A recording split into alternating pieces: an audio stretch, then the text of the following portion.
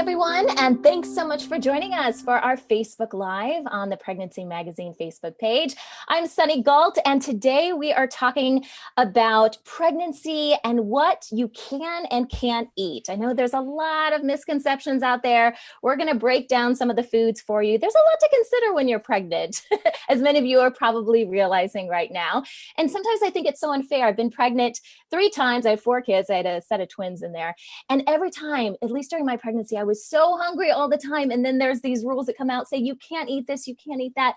And sometimes it seems so unfair, right? So we're going to break down what you can and can't eat. And there may be some surprises in here for those of you that are pregnant. So joining me today is Liz Weiss, and she is a registered dietitian nutritionist. And Liz, welcome to our Facebook Live this morning. Why don't you tell everyone a little bit about yourself? Sure. And thanks for having me. I'm excited to be here. And I was trying to do the math when you said 4 kids, 3 pregnancies. I'm like, what's happening? Math is not my strong suit. I am a registered dietitian nutritionist, which means I studied nutrition in college. I did an internship, and I love anything and everything having to do with healthy food. So registered dietitian, and I have a blog and a website called Liz's Healthy Table. And I also have a podcast, which is how I met you, Sunny, but my podcast goes live every other Wednesday. So today's show, which actually is going live right when we pretty much hang up the phone, is all about asparagus. It's in season. How do you grow it? How do you pick it at the market? What do you do with it when you get home? Lots of recipes. So my focus is really on family recipes, family nutrition, because I want everybody in the family, moms, dads, kids, you name it, to eat a healthy diet. It's got to taste good. So I'm very foodie focused. So that's me in a nutshell. Okay. Well, I'm excited to dive in our conversation today. We're going to talk about a bunch of things. Towards the end of the conversation, we're going to bring up alcohol because that may be on a lot of people's minds. And I want to kind of give you a heads up that we do have a downloadable, so something that you can download for free. And we're going to post that link in the comment section below. This is actually a mocktail guide. So it kind of ties into the whole alcohol conversation that we're going to have. If you want to get a heads up on that, go ahead, look in the comment section, click on that link, and we'll get to it in just a little bit. All right. So Liz, like I said, kind of in the intro, I feel like there's so much coming at us when we're pregnant, right? And there's a lot of foods we may want to eat and they're not so good for us. Why do you think there are so many, what I'm going to call misconceptions out there? Because we're going to break some of those down in just a little bit around what women can and can't eat. Where did all this come from? There seems to be some confusion. There's a lot of information that comes at us when we're pregnant. And it's not just from our physician. It might be from a neighbor, a relative, a friend, or the internet. So it kind of opens up Pandora's box. And of course, every body is different. And there's always going to be foods that I can't tolerate, but that maybe my neighbor or friend can tolerate. There's morning sickness. There's so much that comes into the mix. And your body is changing. And so, yeah, there's a lot of great information out there, but it can get overwhelming. So take a step back and let's talk about the do's and don'ts and what we know and what's still kind of questionable. You know, nutrition is a new science, I will say, and there's always emerging research. So when I was pregnant, when you were pregnant, things were different from today. You know, when I was pregnant, we never talked about omega-3 and seafood. Now it's a huge topic when it comes to pregnancy. So there's a lot to digest and a lot to kind of mull over when you're pregnant. Literally a lot to digest, right? Pun intended. Right. And there's a lot of studies that come out too. Yeah. And I know a lot of people, get confused when studies come out. It's kind of the big joke, like, oh, I could eat it yesterday and now I can't eat it. Like, are you seeing more and more of that happening as well? Or have we pretty much stayed, status quo when it comes to what we can and can't eat? There's always the risk of a little animal study that comes out and then the news picks up on it and it makes headlines, sort of the clickbait you hear about. Yeah. So headlines can be confusing and a little bit misleading.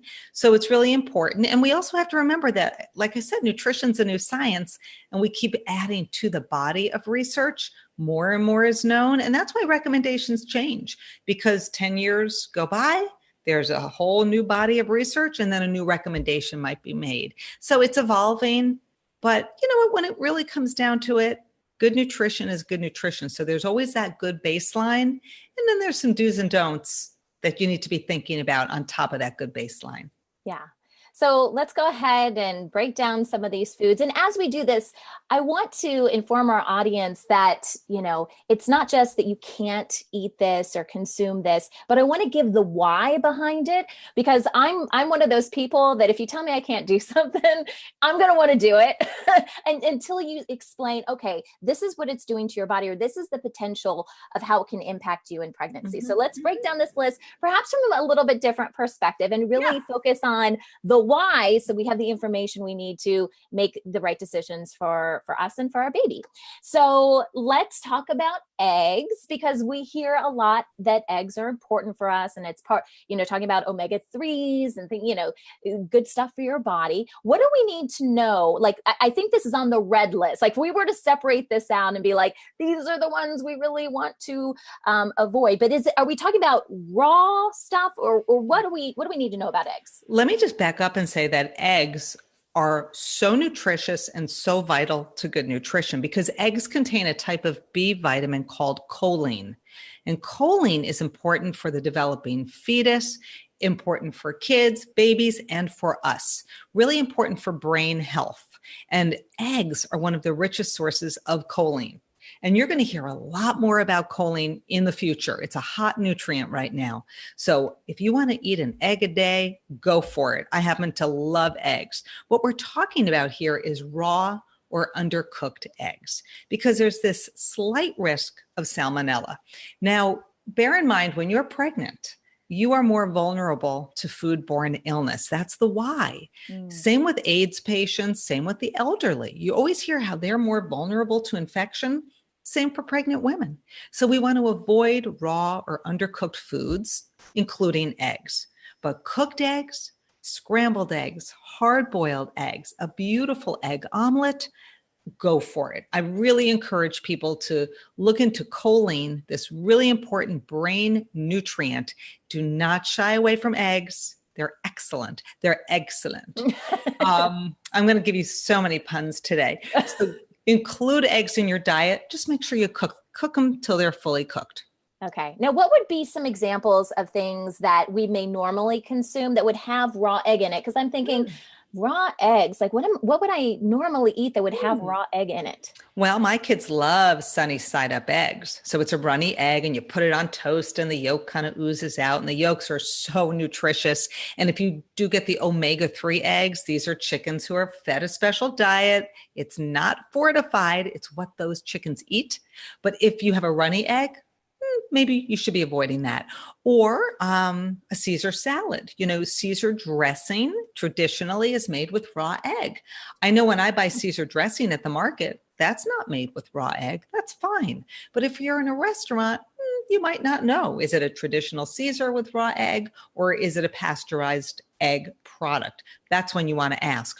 Or a traditional eggnog. That's also made with raw egg. So you want to make sure if you're consuming eggnog, it's made with a pasteurized egg product, which means that it's cooked, it's pasteurized. Just like cheese or milk is pasteurized. It's quickly, heated to a high temperature very quickly, kills any bad bacteria. Okay. Makes sense. I didn't know that about Caesar salad is my favorite kind of salad too. So that's good to know. Well, mostly, when you go to a restaurant, most are not made with raw eggs. That's sort of the old way of doing it and the traditional way. But if you go to a classic French restaurant, or an Italian restaurant, it might be a gourmet restaurant. It might be made with raw eggs. So just ask. Yeah, that's a good point, because a lot of people may be eating out, and I don't think it's too big of a request to say to the waiter, obviously I'm pregnant here, there are a couple things I'm trying to avoid. Can you just make sure, this is what I'm thinking about ordering, does it have this, and this in it? And they're used to it. Yeah. And waiters and waitresses, they want to know, and you should never be shy. So anytime you're eating out, always ask. Okay.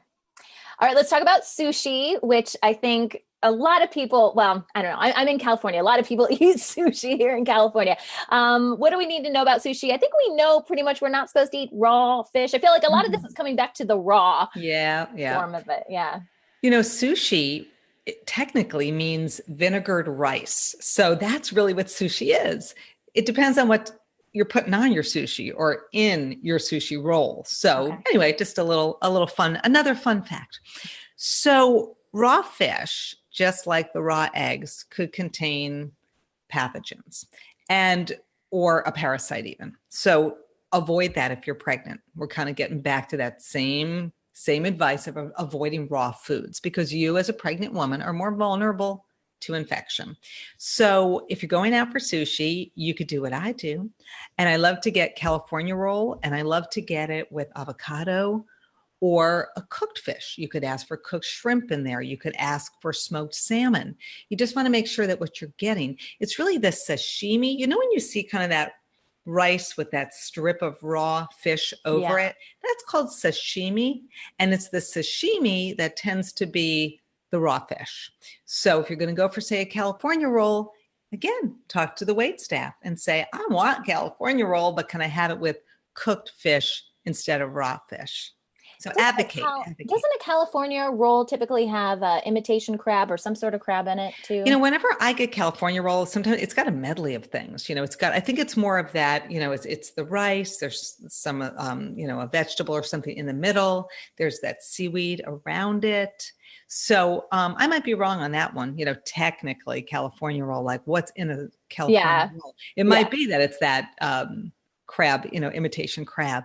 So yeah, just ask. But, you know, there's so many, you know, even when I go to Wegmans or Stop and Shop or Whole Foods, they always have sushi. Right. Sashimi, California rolls, different rolls. So just kind of read labels and see what's out there before you grab it and put it in your cart. Okay.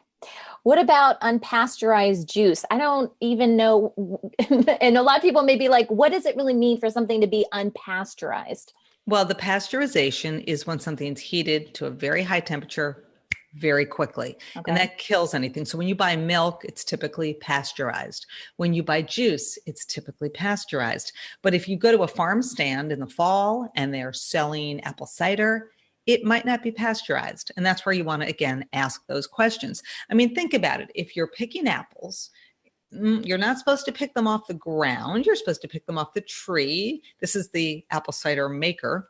But if some apples maybe have fallen on the ground and they pick them up, there might have been something on the ground that might not be a safe thing to consume, i.e. animals have been cruising through there and using that ground for the bathroom. So anyway, so you want to really make sure that if you're getting apple cider or any juices or cheeses for that matter, milk, that it's pasteurized. Anything that might have been in there that shouldn't have been in there, any sort of pathogen, gets killed off during that pasteurization process. What if you're making your own juice? Like if I have some oranges in the kitchen, do I have to make sure the oranges are somehow processed in a way? Or wash, you know, if you're going to eat oranges or apples or any fruit or vegetable, wash it thoroughly. Because, you know, if you were to slice into an orange, if there was something on the outside, a bacteria that could sort of then get into the fruit. So I just was, you know, you could use soap and water if you want to, very mild soap, or just run it under water. Just make sure you wash the exterior of all your fruit. But if you want to make your own orange juice, that's fine. Okay. Now, we talked a little bit about seafood, so we're going to talk more about fish now. I know we kind of touched on it already, but there are some fish that are okay to eat? Question mark? People are so concerned about seafood. So let me just back up and say that seafood is one of the richest sources of omega-3 fatty acids. These are long-chain fatty acids, and DHA and EPA are the two types of fatty acids, omega-3 fatty acids in seafood, especially the fatty fish, things like salmon, sardines, mackerel. Those are your fattier fish. So they're higher in the omega-3. Omega-3 is to your brain what calcium is to your bones. And so if you think about it, we all know we want to consume calcium-rich foods so we have strong bones. Well, what are you going to eat for a strong brain? Well, we talked about choline, but another really important nutrient is omega-3. You know, the DHA omega-3 is part of the cell membrane of your brain cells. And so your brain just craves omega-3. You need it. Your kids need it. The developing fetus needs it. It's important for brain and eye development. So as pregnant women, we want to be consuming seafood because we want to get our omega-3, and that's the easiest way to get it. Some people take supplements. If you're a vegetarian, there's vegetarian supplements made with algae. But we want to get that long chain omega-3, the DHA, and the EPA. So you want to be consuming salmon. That's actually my favorite seafood. It could be canned salmon. It can be fresh salmon. It could be smoked salmon. You want to get seafood twice a week into your diet. So we don't want to avoid seafood, but there's confusion, okay? Mm-hmm. So there's 4 or 5 types of fish out there that the FDA recommends pregnant women don't consume. Only 4 or 5. Okay. And that would be shark, king mackerel, tilefish, and swordfish, and then the giant big eye tuna. And the reason those fish might have mercury levels in them is because they're these giant predator fish, and they live to a ripe old age, and they're eating their way down the food chain. Mm-hmm. And so the mercury has time to accumulate in their tissues. Otherwise, every other fish is perfectly fine to consume. And it's recommended that pregnant women have 2 to 3 servings a week, up to 12 ounces. And that should cover your bases when it comes to DHA and EPA. And then, of course, when you're nursing, if you're nursing, again, you want to get those good omega-3s. They actually put them in a formula. When I had my babies, formula was not fortified with omega-3. It is today. So don't be afraid of fish. Avoid those. Do not consume fish. And personally, I'm not a big fan of shark anyway. Yeah. And I don't really love swordfish. Like those are not sort of my go-to fish. Yeah. I love salmon. I love shrimp. I love trout. I mean, I could go tilapia. I could go on and on. So you want, tuna, canned tuna. You could have up to a can of tuna, like the 6 ounces a week of the albacore. And then that light tuna is lower mercury. I mean, there's so little mercury still in all these fish, so little. So don't worry about it. Just avoid the do not consume fish. Okay. Because of possible mercury. Okay. Okay. For sure. All right. So let's talk about some foods now that are kind of in what we're going to call the yellow category. It's kind of do it in moderation, perhaps category. So let's talk a little bit about caffeine. There's a lot of things that have caffeine in it. Maybe that's how we should start this conversation. Because I think when we think of caffeine, we automatically go for the soft drinks and coffee, right? Are there other beverages that are really high in caffeine that maybe we're not thinking about so much? Yeah. I mean, some of the drinks like the Red Bull and the Monster, those drinks are loaded with caffeine. And, the research sort of has flip-flopped on caffeine and pregnancy. There's been a lot of animal research. So that's kind of where I think your doctor or your dietitian is probably going to say, consume caffeine in moderation. So 200 to 300 milligrams a day. So 2 cups of coffee. It really depends on where you're getting your coffee. You can go to Starbucks and maybe get a shot of espresso. That's probably a little stronger than just maybe going to Dunkin' Donuts. I don't know for sure. But if you have to have your morning cup of coffee, I do, then you don't have to give it up. I will say a lot of pregnant women experience heartburn. And it just might be uncomfortable to consume coffee. Sometimes people don't feel good when they're consuming it, especially if they have heartburn. But I wouldn't flip out over the caffeine issue, but I would just say go for moderation. Yeah, you're totally describing me during pregnancy. I actually had to be on some medication for heartburn. And it was like right out of the gate, I would get heartburn and it would last the entire time. And at least I used to be a pretty big coffee drinker. I'm trying to cut back. And, but I didn't crave it at all. And this kind of leads into a whole conversation about cravings and stuff like that. But like, sometimes I think your body is just like, okay, Sunny, we know you're not supposed to have that anyway. So we're not going to go there today. And I didn't even crave it most of the time, especially. Yeah. And I'm with you. I didn't crave it. I did actually crave with my first child, with Josh, I craved apples, but tart Granny Smith and pineapple. And then with Simon, my younger one, I craved bubble gum. Oh my gosh. I also had this major craving one day for Rice Krispie treats. And I sent my husband to the Stop and Shop to get Rice Krispies and marshmallows. And he's from England. He didn't grow up eating Rice Krispie treats. He looked at me like I was crazy and I screamed at him, just go, just go get that for me now. And don't question a pregnant woman. If she says, go get marshmallows, go get marshmallows. Seriously. Yeah. No pickles and ice cream for you? No, that wasn't my craving. How about Yeah. yourself? Now, you said you didn't crave coffee. No, I didn't crave coffee. I craved like foods from my childhood. Like a lot of the food that I feed my kids now, like mac and cheese and peanut butter and jelly. It's like I kind of reverted back to my childhood. I'm sure there's some psychologists that would totally analyze me and be like, because I was having a baby, I was thinking about my child. But yeah, so it was those kind of comfort foods. Comfort, yeah. Yeah. Yeah. And I will say, for people watching this, if you're having morning sickness and smells, aromas just really gross you out, because that's a common one, walk around with a lemon that's sliced in half and just sniff it. Yeah. Sniffing a lemon is so soothing, or sipping on a little bit of even lemonade. You can make homemade lemonade. That lemony flavor and aroma can calm your queasy stomach. So yeah. Just planting that seed. Yeah, absolutely. And I did a whole podcast episode about cravings and aversions too, which is the other side, right? So I'll include that link in the comment section if you guys want to check that out. All right, so we talked about caffeine. Let's also talk about a questionable topic here about nitrate-rich foods. First of all, what is nitrate and what are some foods that it's found in? Yeah, the nitrates, there's some research on, and it's sort of one of these studies that's kind of like, maybe yes, maybe no. Things like hot dogs, nitrates are preservatives.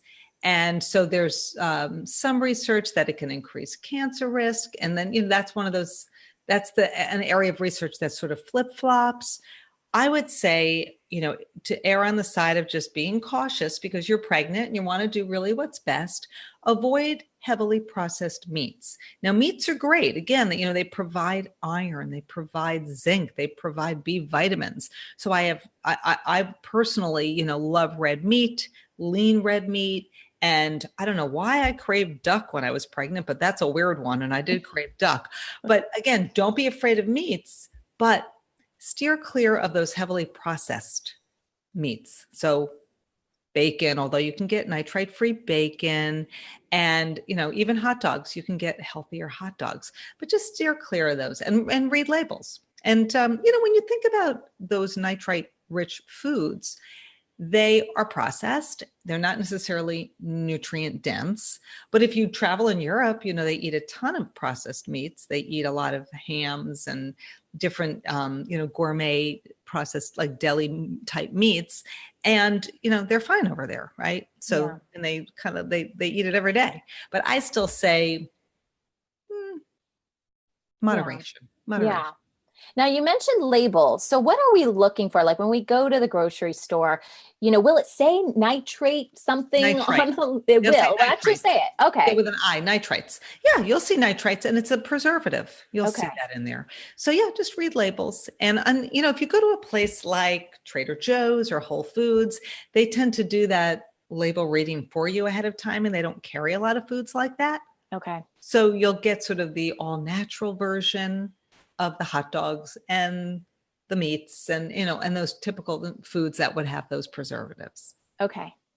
All right. So let's transition and talk about some foods that a lot of people thought were questionable in the past. They're kind of more in the green. If we're doing red, yellow, green, like a stoplight, it's more in the green section here. So soft cheeses, what do we need to know about that? Because I heard that was a no-no when I was pregnant. A soft cheese, as long as it's been pasteurized, is fine, which means that it was cooked. Yeah. Raw milk cheeses, you're going to hear about those, avoid those. We're getting back to the possible foodborne illness. So soft cheeses are fine as long as they're pasteurized. Okay. And it'll say pasteurized on a label if we're should. Yeah. Okay. All right.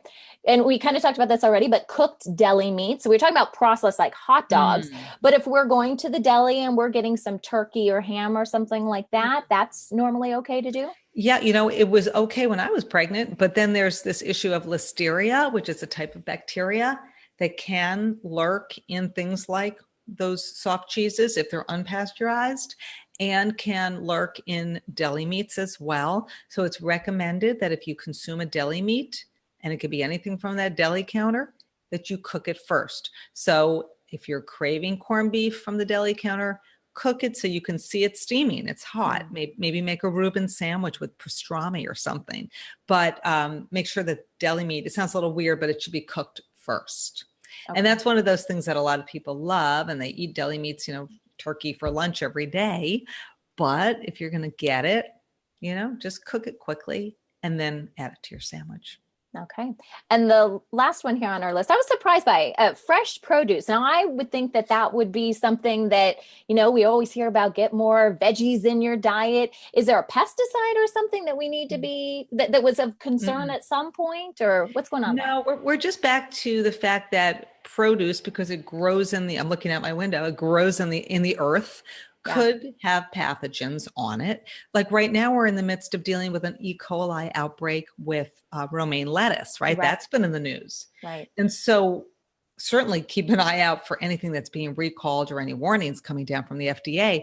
But with any fresh produce, give it a wash. Just rinse it. You could even use like a produce wash just to carefully wash away anything that might be on it. And then certainly cooking your produce takes care of all problems, right? If there is a problem. So just kind of be a little bit mindful about that. But we want to be eating lots of produce when we're pregnant, because produce, fruits and vegetables, are rich in fiber. And we know pregnant women tend to get constipated, right? I mean, that's a problem. That's a common complaint. So you want to consume fiber just to keep things moving through comfortably, right?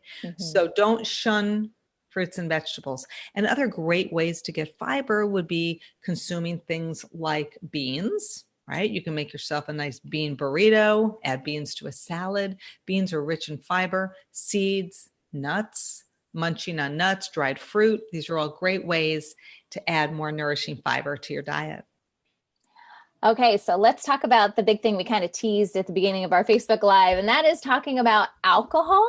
And we have to be careful with this, right? But what are your personal thoughts? Maybe we can bring in our own personal experiences with this as well, what you did during pregnancy, because you do hear now, a glass of red wine or a sip of this is not that big of a deal. And then I've also heard, depends on the various trimester you're in, it can be more harmful in the beginning as opposed to the end, can actually help in the end with starting labor. I've heard a million different things on this.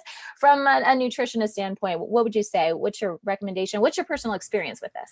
Well, my personal experience when I was pregnant was that I had heartburn, and a sip of red wine was just never going to happen for me. It couldn't do it. It was like drinking acid. I just couldn't do it. I do remember when I was pregnant, I can't remember if it was with Josh or Simon. I was in England with my husband. He's British. And everybody was offering me, it was around Christmas time, everybody was offering me a drink. They knew I was pregnant. I'm like, I'm pregnant. Why are you offering me alcohol? I'm not supposed to drink alcohol. And I didn't, because the recommendation here is to not drink alcohol. I'm not sure what the current recommendation is in England or Europe, but number one, talk to your physician. And your physician is going to tell you, don't drink alcohol. If you have a sip here or there, it's certainly not going to be a big deal. But again, talk to your physician. I avoided alcohol. I just erred on the side of being very cautious. And again, I just had no appetite for it. So I would say that's on my off list. I would say just avoid it. How about you? I know you had cravings. I had some cravings. I'm a beer drinker, and my husband and I, there's so many awesome like microbreweries around, and we love just tasting new beers and doing that kind of stuff. So, so I have beer cravings, and I wondered when I got pregnant with my first child, I was like, how am I going to do that? I mean, I don't drink a lot, but when it becomes part of your social life, it was just, in moderation, of course, but it was just part of the way we lived, and I kind of questioned how I was going to do this. Plus with my firstborn, I was pregnant.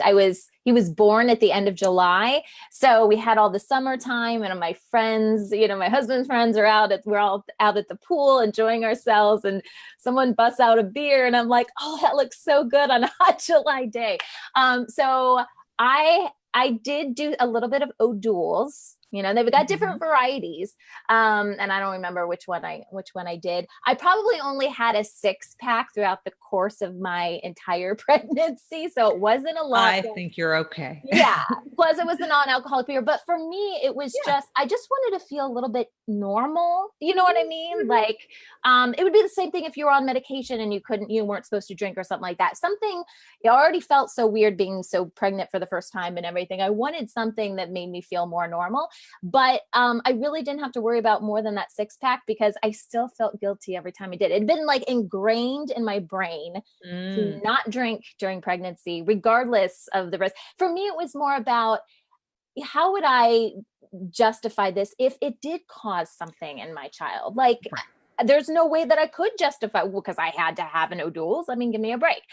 So for me, that was the mental process, but that's changing a little bit. And I do see, women, like I said, at the end, I've heard this as a way to induce labor is to have a glass of red wine to relax your body and to kind of get you in more of that mind frame. So I've heard a lot of different things. And towards the end, I mean, your baby's developed. There's really not like the same risk that you would experience earlier in a pregnancy. But this is the talk to your physician message once again. Yes. And I don't think people should feel guilty if they have a sip here or there, or if they have a non-alcoholic beverage, non-alcoholic beer.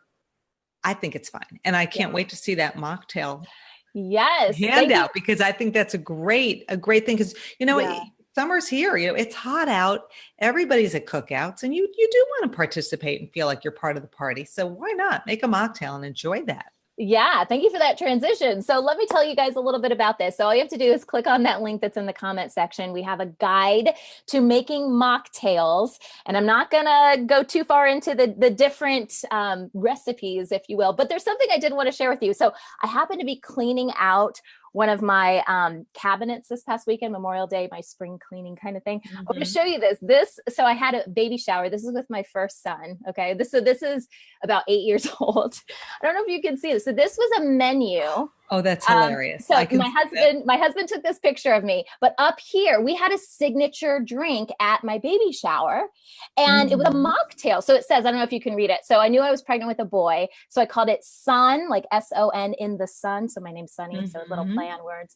A perfect blend of orange and pineapple juice with a splash of 7-Up and grenadine. So we actually had this at a restaurant, and I told them, I said, obviously it's for a baby shower, and we wanted to have a fun drink. Oh my gosh, you should have seen these drinks. I wish I probably should have grabbed a photo of that, because they made it in it was like a champagne flute, and they had fruit hanging out of it. Yeah. And it was a signature drink. So just an idea, again, this goes back to feeling more normal and wanting to feel, that 7-Up with grenadine. It actually, reminded me of a little bit of a champagne-y kind of thing going on. Yeah. Yeah. And then you didn't have to, have that guilt feeling. So again, I'm a big fan of mocktails. I did it with my I like it. And you know what? I don't even think I would notice the difference. I mean, I like champagne too, but it's kind of like a fancy mimosa, right? What you're talking about. So I think, you have to kind of get creative. The real key here for pregnancy is just to be nourished and not to be afraid to take a bite. We talked about this list of foods to avoid. It's not that long of a list. Right. It's a little bit of tweaking here and there. And personally, I don't really eat hot dogs anyway. And I haven't been pregnant in a long time. So there's certain foods that I tend to not eat. And there are certain foods that I eat a lot of, like seafood, which is no different, twice a week from a pregnant woman. 2 to 3 times a week is so good for you, whether you're pregnant or not, or nursing. And the same with the choline, with the eggs. We want to be eating these foods at every stage in our lives. So it's just some tweaking that you have to do when you're pregnant. And it shouldn't feel overwhelming. And look at the positive instead of the negative. Absolutely. Well, Liz, how can people find you online? If they liked all the stuff we talked about today, how can they get more Liz? More Liz can be found at liz'shealthytable.com. I've actually done a podcast on omega-3. I've done a podcast on, the microbiome, which is all the good bacteria that live in your gut. And by the way, they eat fiber, all those good bacteria, which is why we always want to eat lots of fiber-rich foods. So I kind of cover it all on the podcast. Okay. I give you lots of recipe ideas and lots of good tips on all sorts of topics. So liz'shealthytable.com. uncontrollable.com. And then people can just head on over to the blog or the podcast page. I got lots of good freebies and resources on the website. Yeah, and all your social media stuff. I think all your handles are listed on your website, so you can just They are. Yep. Up at the top, you can just kind of click through them. Awesome. Well, Liz, thanks so much for being with us. If you guys like this video, we would love for you to share it with another pregnant mama that may be starting to go through all this and has a bunch of questions. Of course, we want to help as many people as we possibly can. Be sure to check out the Pregnancy Magazine Facebook page. You might be on it watching this video right now, but also pregnancy-magazine.com is the website. Ton of great articles. We have podcast episodes over there as well. And thanks so much for being with us today. Thanks, Liz. Thank you. Bye-bye. Bye.